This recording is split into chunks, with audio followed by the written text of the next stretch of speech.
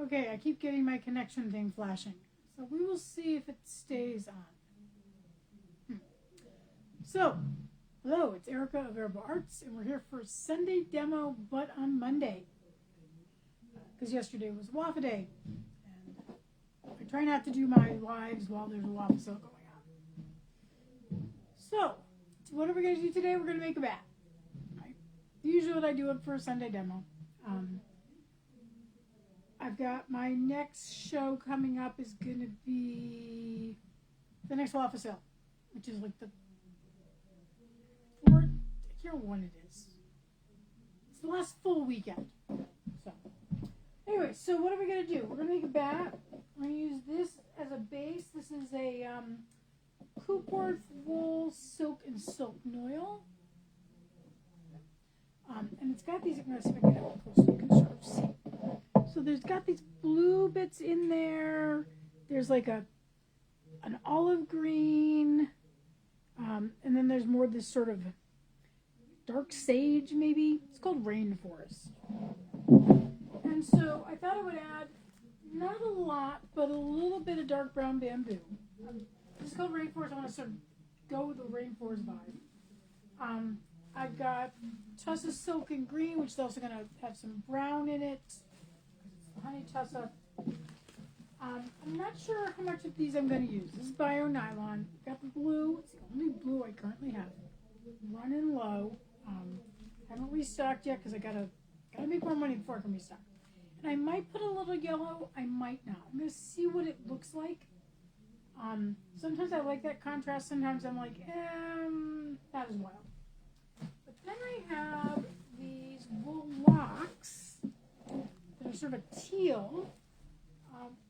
But I think the blue is going to pick up the blue here. Does it say? It just says dyes locks, turquoise green. They do look kind of long. I just sort of grabbed them out of one of my totes that have bags and bags of locks in them. If these are too long, then I won't use them. No, they're not bad. They're crimpy. They're from 3L and S. So I think we'll use those. Okay. I'm going to tip you down so you can see Sebastian. One of my goals in the next week or so is order some parts for the new drum carters I got.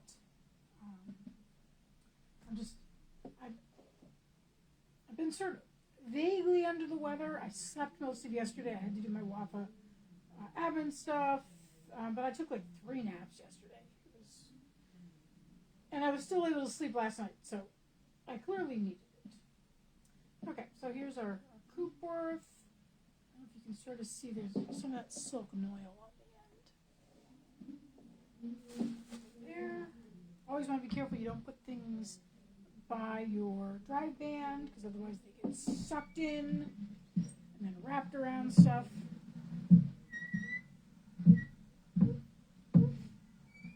I made another,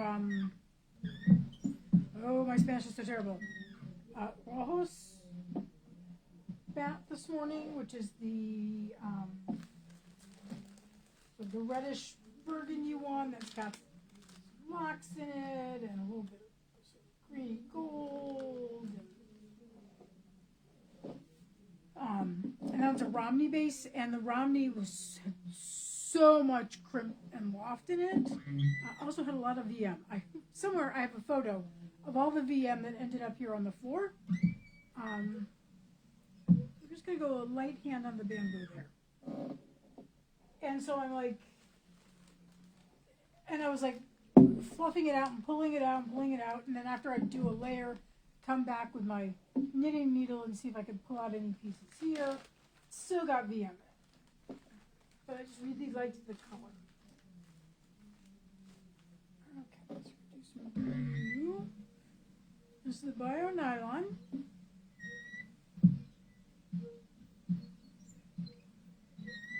I got that little bit here that's sort of sticking up like that.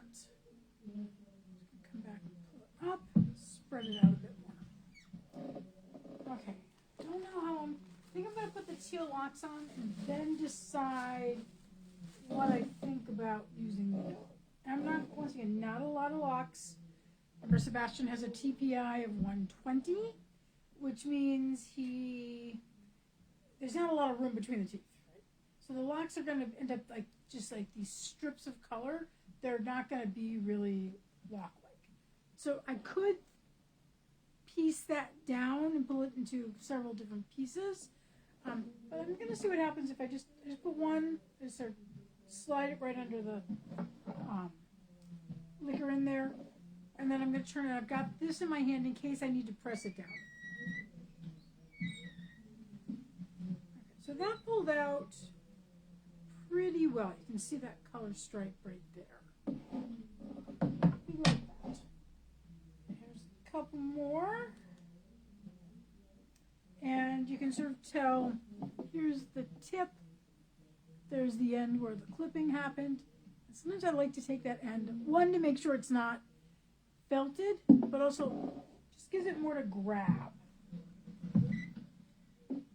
So we are getting a little bit that's sticking up, and that's perfectly fine. This last piece I'm just going to sort of right there. They don't have to have even coverage. So there we go. And yes, he's very squeaky today. Let me just for a second. Of course, I put everything away over there. I have two yellows. I've got this golden, and then I got this other color that's called Sandcastle. Actually, different color. No, this is Sandcastle. So it's the golden has more orange in it. Maybe just a little. It's hard to tell. We'll do a light hand.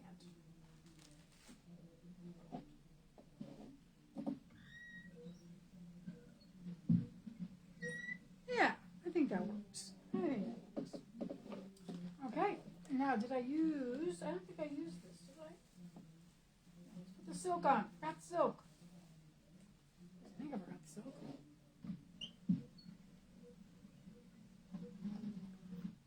Now because the because of the brown in the tussle silk, it does sort of mute the overall color, but I still think it works. Okay, now we're just going to keep doing more layers. Tag. Yeah, I've started contacting people about, because nothing got done yesterday. This morning I filled out the WAFA demo sheet, because I forgot to do that last month. I was like, I'll just come back to it. Famous last words. That getting back to, if I don't deal with something right away, it will be forgotten. So I forgot in January for this month to actually fill out the form. So I've gone through and filled out the form. I have the event set up for the WAFA Book Club, 3 bags full, which is the February WAFA Book Club. I will be leading that discussion. If you have signed up for it in WAFA, I actually this morning had to move the date. Also because the movie's coming out soon, the book has gotten really hard to find, at least cheaply, and so it's probably going to take until like into the second week of February for my copy of the book to show up. I also ordered the sequel because I'll be doing that in, I think, June, but maybe May. I haven't picked a date for that yet. So the sequel is, according to my email, says it was delivered today. But the first book isn't coming for another 2 weeks, maybe. So I wanted to give myself a little more time to read. But also I'm teaching at my guild again in February. And it's a full day class. So initially I thought, well, I could do it after our guild meeting on the 14th. But then I was like, no, because I need the full day. And so the day I initially picked for book club behind turns out to be the day that I really need to teach the class on. So I moved the class. The class is now the last day of February, which is the 28th this year. Isn't February a great month where you can actually sort of say this year? February is this long. And so it will be on Saturday afternoon, February 28th, 3 p.m. Central, 4 Eastern. Do the math for everybody else.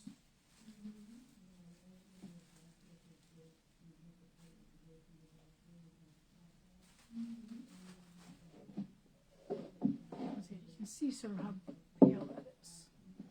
So we'll see how that works. I really love the color of the Cooper film.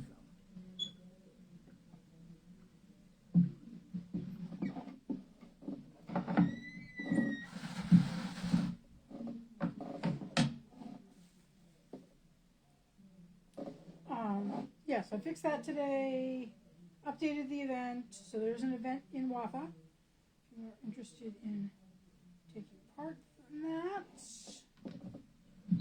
Because I have not read the book, obviously. Did that actually go through? Yes. Okay. Sometimes the locks, if they're shorter, will fall through and I have to sort of reach underneath to rescue them.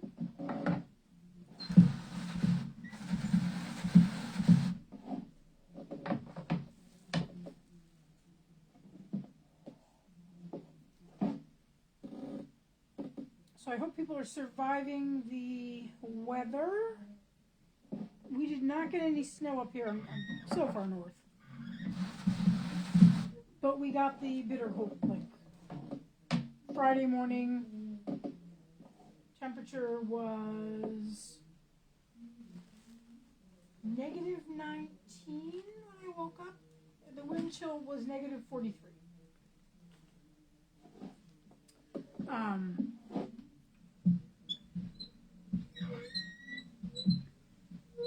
It's not as cold. When I woke up this morning, I think we were negative 8 with like negative 20 wind chill. So I think it might be a positive number by now, but I think the wind chill is still pretty cold. I haven't forgotten anything. Nope.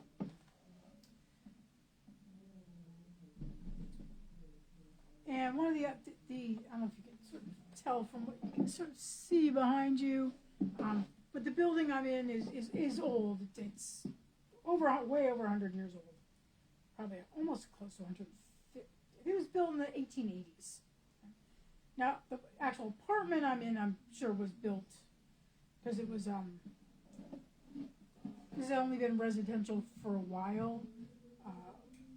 In the 19th century, there was a hospital up here. Early 20th century, there was, one of the newspapers was up here. And I suspect it was just much more open.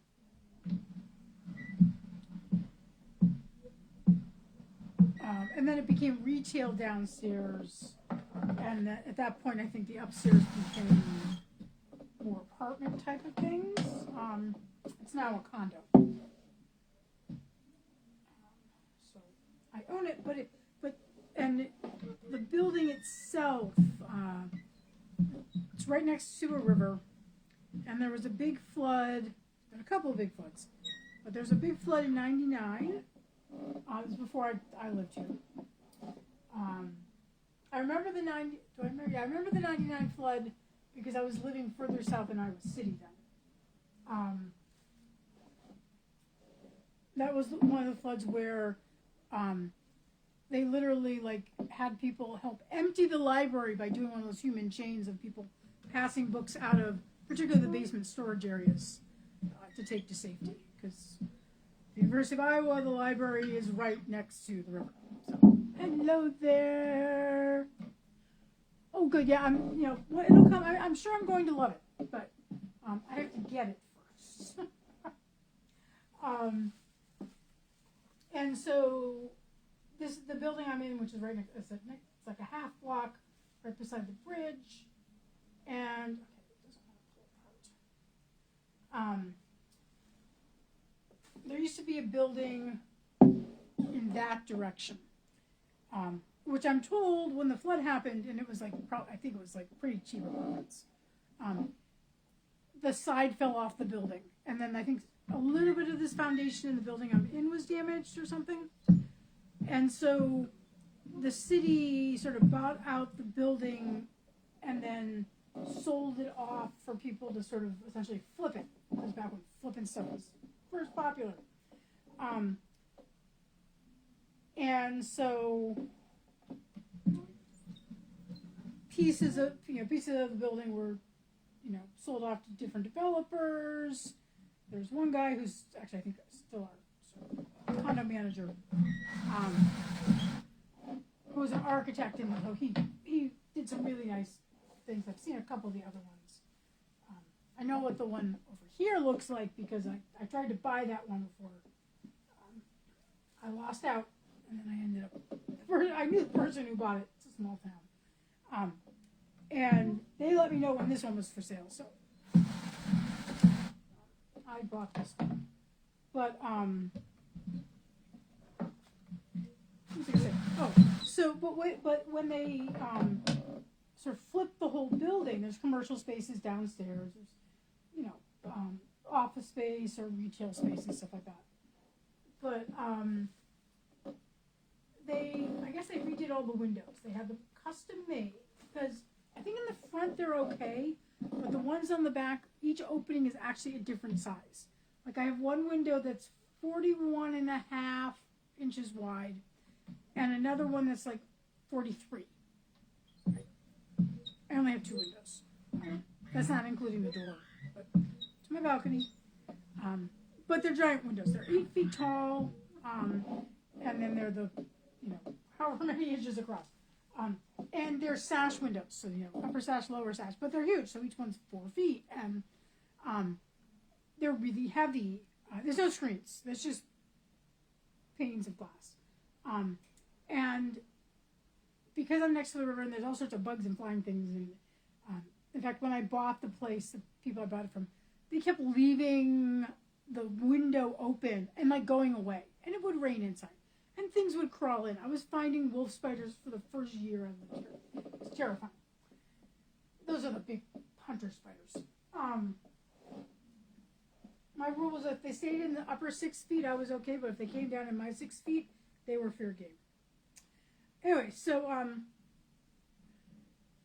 the windows are wonky, and the framing was not great, and so there were a lot of gaps for drafts.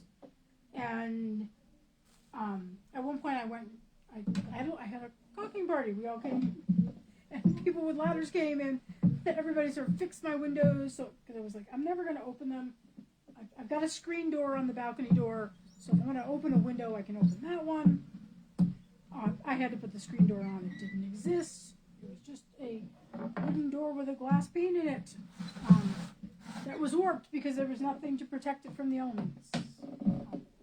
So I got a draft for quite some time, and I think it was getting worse.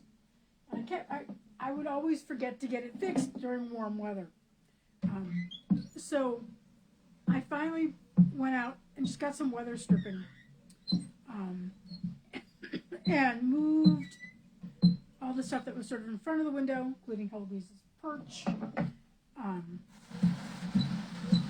and was able to sort of, with a broom, sweep sort of the top, but I couldn't, I'm only 5'2". I couldn't get up as high as I needed to, because I think, sort of peek over my shoulder, I think that, the top of the window is like 11 feet up. And even with my ladder, I'm just too short. And I also didn't want to like climb up to the part you're not supposed to climb on and balance by myself. That just seemed like a recipe for disaster. So I put out a call on Facebook, and one of my friends who has a son in their 20s who's taller than me came over, and he got the weather stripping up and blocked the part where the sash, because essentially the north wind, because it faces north, would just come in that little slot. And just bring the temperature, because when the north wind is feeling like -20, you can't really do anything about that. So he came and was stripping up. I've gone up once or twice to tap it again with the top of the broom handle, because I can stand safely on the ladder and stretch up there. And it has significantly helped with the issue of the heat. So on Friday before he came over, my condo had gotten down overnight to like 58 degrees. No, it wasn't that day. It was actually last Monday, where we had another cold day, and it had gotten down to 58 inside. And I was like, yeah, no. And if it's below 60, VM here. If it's below 60, it's like I can't really be productive. So I had to like huddle under my duvet until it warmed up to 60 degrees. But I have not gotten below 64 since then. So I'm hoping this is also going to mean my utility bill will be smaller. Okay, so we did that. Let's put a little bit of yellow on.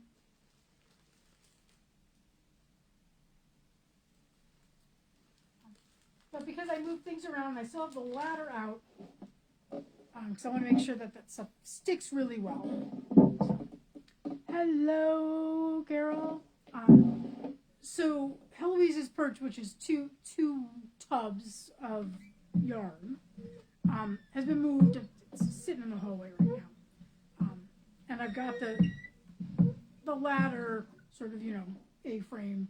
And so in there I've put a footstool. If you've seen the photos of it, I've been posting of Eloise, you've seen the footstool. It's just it's a gray charcoal one. The top comes off and you can store stuff inside. But the top of that footstool is exactly the same height as where the baseboard radiators, because my baseboards are like that high, because the electrical runs through them and stuff like that, and then they sit on top of that. And so she has, like, yesterday, we were both just really tired.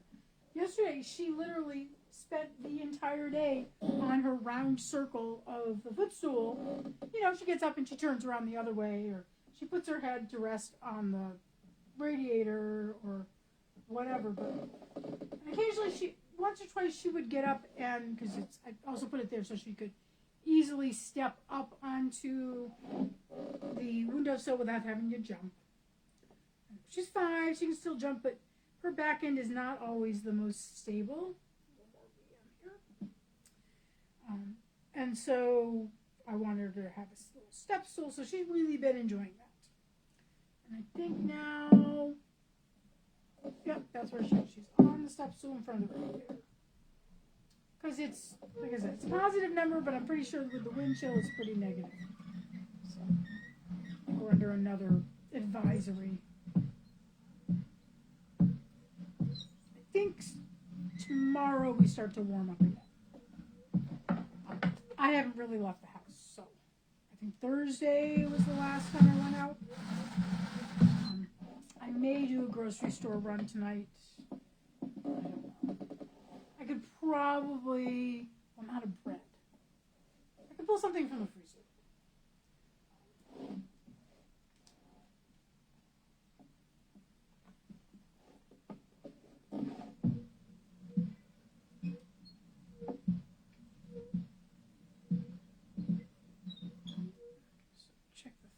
There.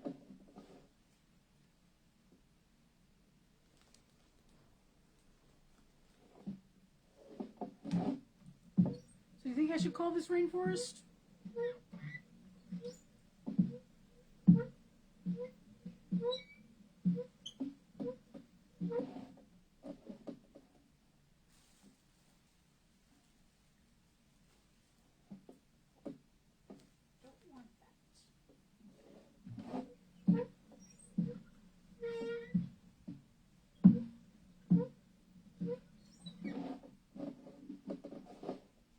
So next month I will be teaching my bat making class. The official title is Exploring Texture in Art Bats. And so it's a chance for you to try all my different Carters, which is why I have to get particularly the Clems and Clems one, sorry, Clemis and Clemis ones, organized. Get the new dry band for that. Hopefully I'll remember tonight to order the new dry band. I think I have to treat the handle. The handle's a bit rusty.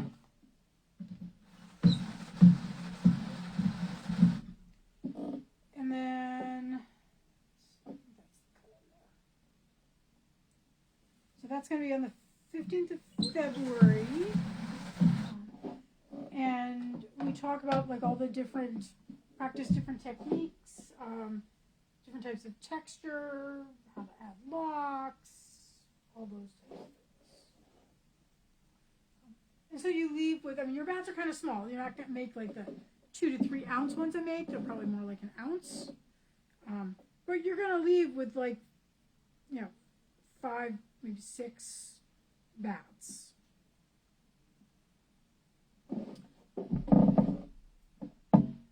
You like rainforest? Yeah.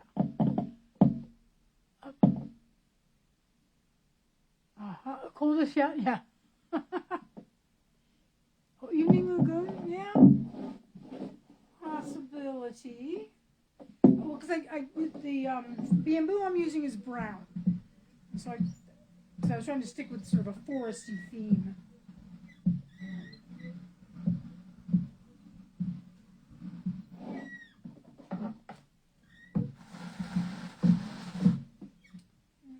A little more over here.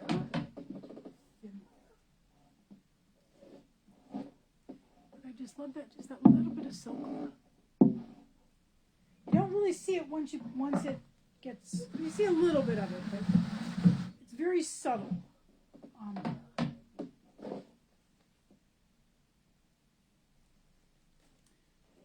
So yeah, so I still have to get the album up on Wafa. I have to finish with the invoicing. I've certainly been more productive today than I was yesterday, but yesterday I was exceedingly non-productive.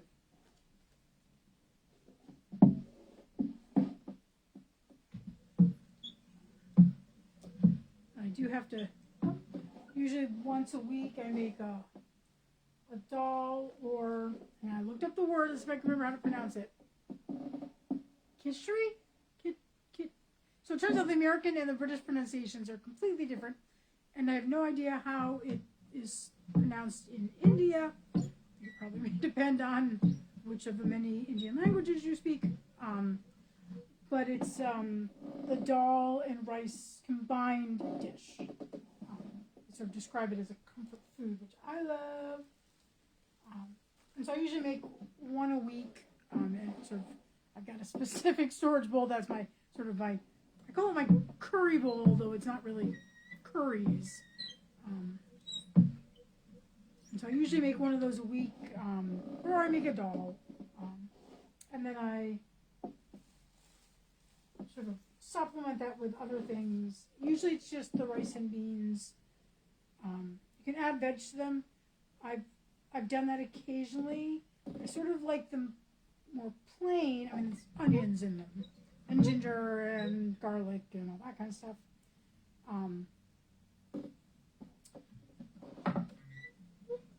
Lots and lots of spices, like mustard seeds in them. Ooh, those are really good.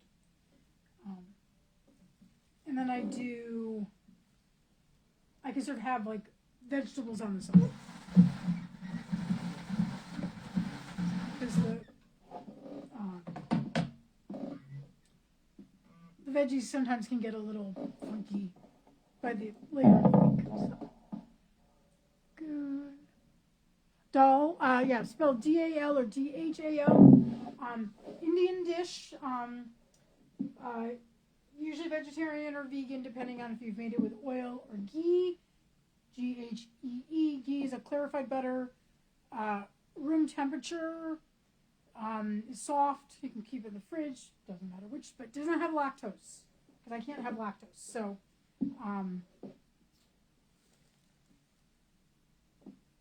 and that's like what you use to cook everything in. Yep. And so dal is essentially you can really thin it out and make it like a soup, like think split pea soup, except your peas you're more likely to do it with red lentils or yellow lentils or moong dal, which is what I've got soaking right now. But you cook it so it becomes very, very mushy. And depending on where you are in India, you use different spices. I just use what I have. But there's usually always garlic and ginger in it, and turmeric, and there's different because there's so many regional cuisines in India. Okay, so let's do one more. And I just really like dal. In fact, when I go to Fiber Expo in March, we will go to meet some friends of mine, and we'll go to a Nepalese restaurant. So from Nepal, which is very similar cuisine, and I will always get the dal soup. It's just so warm and wonderful, and I really, really like it. But what I've started doing is, the one I'm going to make tonight is moong dal, which is essentially, I think they're cut in half inside of, they're called mung beans, M-U-N-G or M-O-O-N-G. Because we're transliterating from a different alphabet. And so I soaked them, but what I've started doing is, so last week I, sort of cleaning stuff up, I discovered this, I had a bag of dried black beans, and I put them in a container, but there was like a handful left. They didn't fit in the container, it was too full. And so they were just in the bag. So when I cleaned off the counter, I found this bag, and I said, oh, let's just put them in with the dal, with the beans that are soaking. And if you know black beans, they stain a little, right? So I put them in that night. I come in the next morning, and the water's black. I'm like, oh. So I rinsed them a couple times, but I will say the color on my dal was not as vibrant because there had been these black beans added to it. So this week I have I restocked up on some of my dried beans, and so I threw a handful of, they're called pink beans. That's what I guess their official name. And so I have pink beans in there because I find that I really like the mushiness that you get when you cook the dal, but it's kind of nice to occasionally have this other bean. So, it's quite yummy. Yep. Have I? No, I have not. I just like the food. I had a couple of friends in college who were Indian or part of the Indian diaspora to Africa, from Kenya. In fact, that's how I learned about Indian food. There was some Indian restaurants. I grew up in a household where my dad was a very picky eater, and so mom would make stuff that dad would eat. And so we were so excited when I was in high school where he discovered that he liked something about Chinese food. And so we finally got to have Chinese food.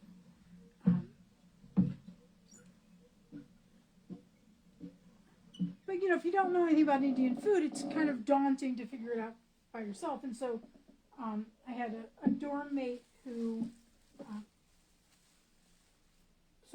she didn't pay for us, but, she said, if you guys, I want some Indian food, and, the kids that were coming in from New York City, they knew about Indian food and stuff like that, but those of us, who didn't grow up in diverse areas, didn't know anything about it. And she's like, if you come, I'll teach you about it. And so, I don't remember what her name was. This was a long time ago. But she, she taught us, how to do some of the ordering. What I always find interesting is the way the menus are set up in the UK versus the US are very different, because the UK has a very different relationship with India because it was one of their colonies. And so I always have to sort of, and a lot of people are used to using it as sort of a, kind of like the way some people do with Chinese food. My family never did this, but a lot of people's Chinese food is you order for the table, right? And everybody shares. My family was like, you get your own meal. You can ask for a bite from somebody, but that was how she sort of taught us Indian food. Of course, now if I would go with a family member, it's always going to be you get your own thing. I got a big knot. That's my problem. So this is sort of tied in and of itself. Just want a piece. Okay, that's not wanting to come. Let's see.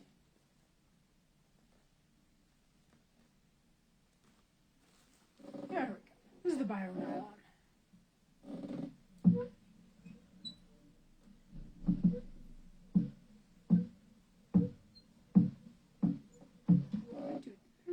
Because it's going to spread out. I think I'm going to be happy with that. I think that works. Yeah, this has just become a tangled mess.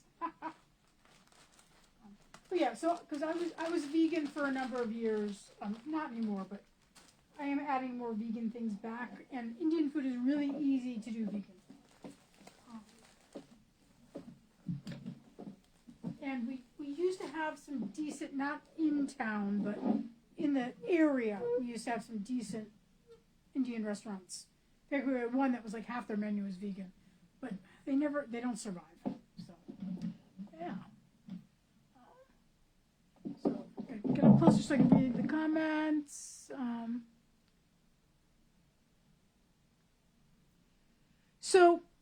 So black beans, there are people who will say, you find people on Etsy who sell stuff dyed with black beans. It's not a real dye. It's fugitive, so it'll make it look really nice, and the minute you wash it, it's going to start fading, and fading, and fading, and fading. And eventually you may end up with this sort of pukey gray type of thing. It is not a natural dye the way that, say, marigolds are, or indigo, or anything like that. Now, if you just want to play around with it, sure, it'd be fun to do with kids because, you're not worrying about anything toxic or anything like that. But it's not a permanent dye.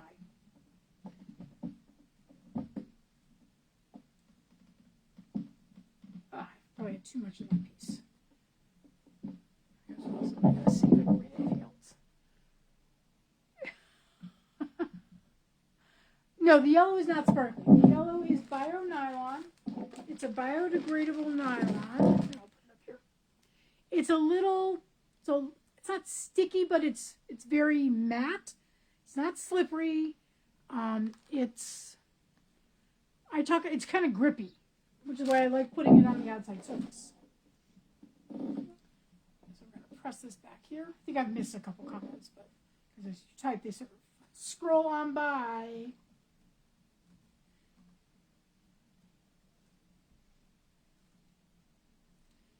Probably have a cup of tea after this. Oh, we don't have a green tea. And you can see this is very fluffy. There's a lot, this Coopwort has a lot of, it's very frizzy. I mean, it feels like a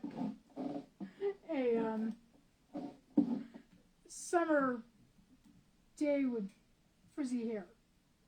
Okay, so I'm definitely going to need this to loosen up some of the fiber that's stuck in the teeth. Also starting to lose the light. The light has gotten beyond the building. That way is west.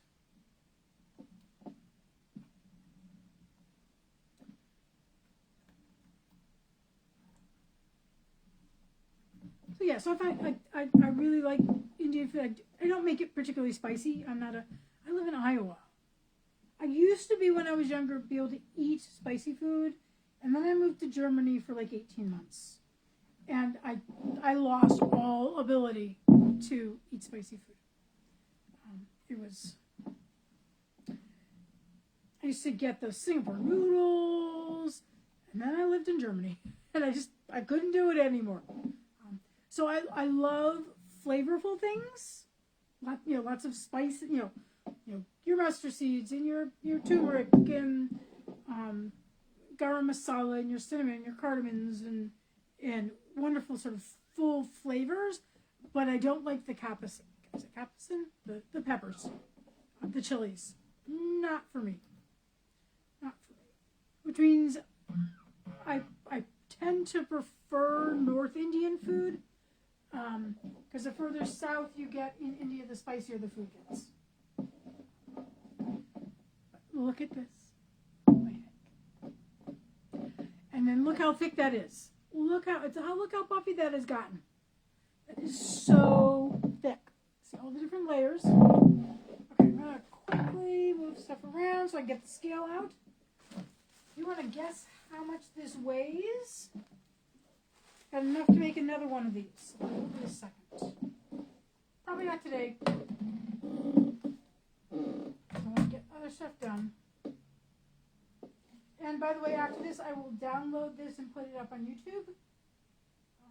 And if you're watching this later on YouTube and you have a question, please leave a comment. I'm not always getting notifications when people comment, so it may take until the next time I have to upload a video to see your comment. I usually upload on Sunday or Monday, and then Wednesday, because those are when I do my demos. Okay, so we've tiered out to 0. This is where you get to guess how much you think this weighs, and get enough in there so it doesn't flop over. Ooh, that's a nice weight. So I've got like the third after the decimal point moving just a little bit. Let me see if it's going to steady out.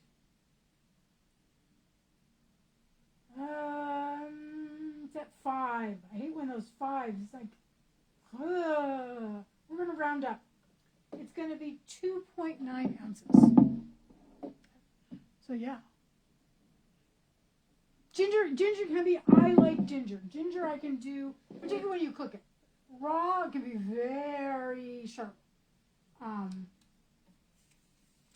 But generally, find where I put the pen. Generally, garlic is sharp too. Okay, so 2.90 ounces. And I've still got, I got fuzz from the, right there. Okay, so since I've lost the light, I probably won't get a photo of this until tomorrow. So look for photo, and I'll probably tomorrow, if I make a second one, I can then do the reels I often do of the drum carter going around, stuff like that. So we're gonna call this Rainforest, and yeah, that is it for today. But I want to thank you very much for tuning in.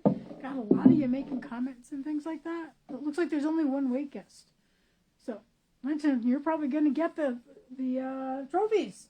So, okay, thank you very, very much, and I will see you around on social media.